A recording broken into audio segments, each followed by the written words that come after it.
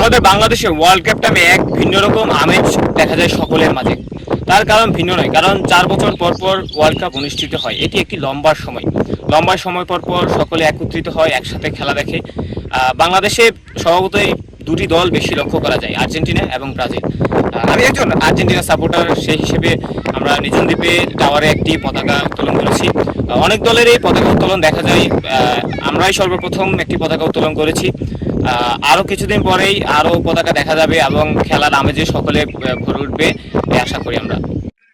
আমার একমাত্র Argentina support করার একটাই কারণ, যেই দলে বিশ্বের সর্বোচ্চ মানের ভালো প্লেয়ার, ভদ্রতা এবং ফুটবলের জাদুঘর, যার পায়ের জাদুতে সারা বিশ্বের ফুটবলার দর্শকদের ঘুম হারাম করে, রাত থেকে 24 ঘন্টার একটা প্লেয়ারে খেলার জন্য অপেক্ষায় থাকে, সেই প্লেয়ারকে সাপোর্ট করে আমি আর্জেন্টিনা দল সাপোর্ট করি। সে আর অন্য কেউ না, ম্যারাডোনার উত্তরসূরি, আমাদের সেই 22 সালের কাতার বিশ্বকাপের চ্যাম্পিয়ন লিওনেল মেসি এবং আর্জেন্টিনা দলের অধিনায়ক খুদে জাদুকর। আমি একমাত্র তার ভক্ত হয়ে আমি আর্জেন্টিনা সাপোর্ট করি এবং সারা জীবন সাপোর্ট করি। 2026 সালে কোনো কথা হবে না, 48 দল হোক, 1000 দল হোক, আর্জেন্টিনা ছাড়া বিশ্বকাপ নেওয়ার মতো কোনো যোগ্যতা দল এখন পর্যন্ত এই বিশ্বকাপে আসে নাই।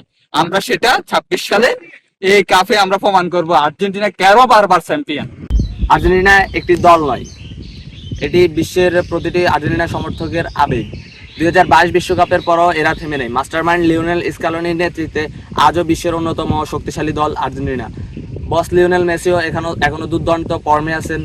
আমরা আশাবাদী আর্জেন্টিনার প্রতিটি প্লেয়ার তার নিজের দলের জন্য খেলেন, জয় হওয়ার জন্য খেলেন। তাদের এই আত্মবিশ্বাস আবারও বিশ্বমঞ্চে তাদেরকে সেরা করে তুলবে। তাই বলতে চাই, বিশ্বকাপ একবার না, আবারও আর্জেন্টিনার ঘরে আসবে। Vamos Argentina.